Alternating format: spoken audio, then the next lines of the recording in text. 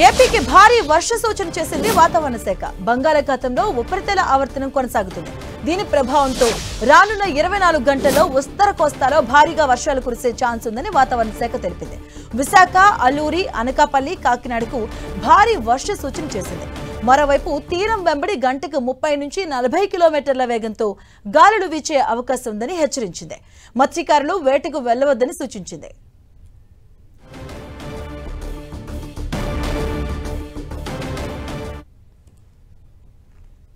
ఇదే అంశానికి సంబంధించిన పూర్తి అప్డేట్స్ మా విశాఖ కరెస్పాండెంట్ జార్జ్ అందిస్తారు. జార్జ్,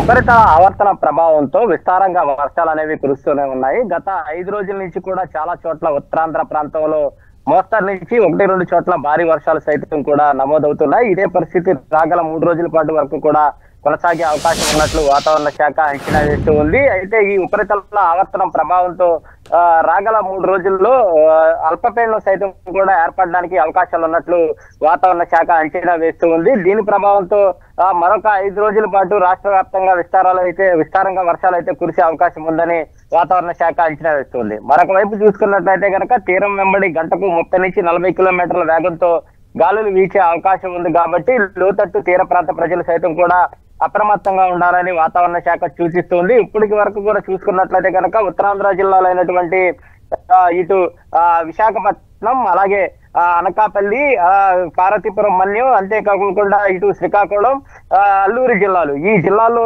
చూసుకున్నట్లయితే కనుక 1-2 చోట్ల సైతం కూడా భారీ వర్షాలు అనేవి నమోదవుతూ వస్తూ ఉన్నాయి. గత 3 రోజుల నుంచి కూడా ఈ ప్రాంతాల్లో చాలా చోట్ల కూడా విస్తారంగా వర్షాలు అనేవి కురుస్తూ ఉన్న పరిస్థితి అయితే కనిపిస్తూ ఉంది. ఇక కాకినాడ, ఈస్ట్ వెస్ట్ గోదావరి జిల్లాలో చూసుకున్నట్లయితే కనుక మోస్తరు వర్షాలు అనేవి నమోదవుతూ వస్తూ ఉన్నాయి. ఇదే పరిస్థితి కొనసాగే అవకాశం ఉన్నట్లు వాతావరణ శాఖ అంచనా వేస్తూ ఉంది. ఉపరితల ఆవర్తన ప్రభావం సైతం కూడా ఇటు ఉత్తర కోస్తాంధ్ర జిల్లాలో అయినటువంటి ఇటు తీరాల వెంబడి కూడా పయనిస్తూ ఉన్న నేపథ్యంలోనే దీని ప్రభావం అనేది ఈ ఉత్తరాంధ్ర జిల్లాల మీద అత్యధికంగా ఉంటుందని వాతావరణ శాఖ చెబుతూ ఉంది. అయితే అల్పపీడనం ఏర్పడిన తర్వాత కూడా చూసుకున్నట్లయితే కనుక రాష్ట్ర వ్యాప్తంగా విస్తారంగా వర్షాలు అనేవి కురవడానికి చాలా ఛాన్సెస్ అనేవి ఉన్నట్లు వాతావరణ శాఖ అంచనా వేస్తూ ఉంది.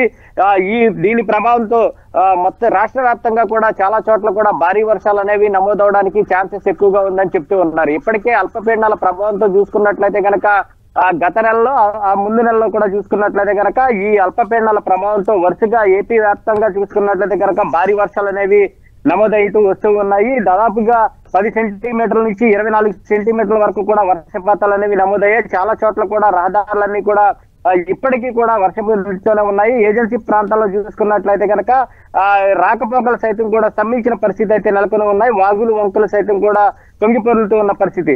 అయితే రాగల 3 రోజుల్లో అల్పపీడనం ఏర్పడే అవకాశం ఉన్న నేపథ్యంలో ఏపీ అంతటా కూడా భారీ వర్షాలు అనేవి నమోదవుతూ ఉన్నాయి. కాబట్టి ప్రజలంతా కూడా అప్రమత్తంగా ఉండాలని చెప్తున్నారు. వాగులు, వంకలు, ఈ పొంగే కాలువలు ఏవైతే ఉన్నాయో వాటిని దయటే ప్రయత్నం కూడా చేయొద్దని చెప్తున్నారు. అంతేకాకుండా ఉరుములు, మెరుపులతో కూడిన వర్షాలు కూడా కురిసే అవకాశం ఉంది. కాబట్టి ఎవరు కూడా చెట్ల కింద నిలబడడం, అంతేకాకుండా శిథిలావస్థలో ఉన్న భవనాల దగ్గర ఉండడం వంటి కూడా చేయొద్దని చెప్తూ ఉన్నారు. ఏదేమైనప్పటికీ రాగల 3 రోజుల్లో అల్పపీడనం ఏర్పడటం, అలాగే ఉపరితల ఆవర్తన ప్రభావంతో రాష్ట్ర వ్యాప్తంగా కూడా మోస్తరు నుంచి భారీ వర్షాలు నమోదవుతూ ఉన్నాయి. కాబట్టి ప్రజలంతా కూడా అప్రమత్తంగా ఉండాలని వాతావరణ శాఖ సూచిస్తూ ఉంది. Right, thank you George.